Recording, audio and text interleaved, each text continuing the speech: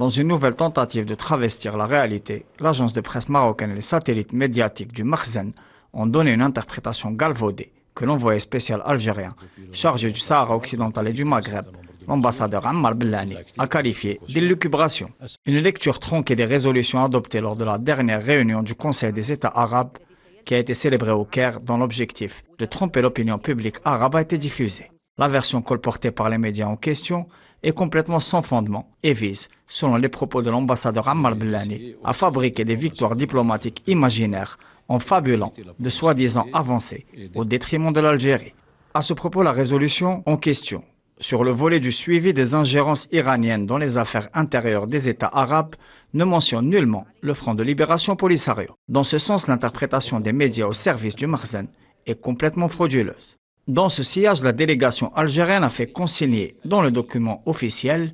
je cite, que face au danger des organisations terroristes et séparatistes et de leur classification, l'Algérie appelle toujours au respect de la légalité internationale et des résolutions des Nations Unies dans le respect de la souveraineté et de l'indépendance des États. Le diplomate algérien explique également que le contenu du préambule de la résolution, qui fait référence à la réunion d'un comité de suivi, ne reflète pas ces principes fondamentaux des Nations Unies. Et la délégation algérienne a tenu à souligner que ce qui est qualifié d'éléments terroristes séparatistes concerne seulement ceux qui sont classés en tant que tels par les Nations Unies et que les frontières visées sont celles qui sont internationalement reconnues. L'Algérie exprime encore une fois ainsi son attachement résolu aux principes du droit international, dans une mise au point nécessaire afin d'assainir une atmosphère que certaines parties visent à polluer, en tentant d'enfermer l'instance régionale dans des débats stériles qui l'éloignent de sa vocation,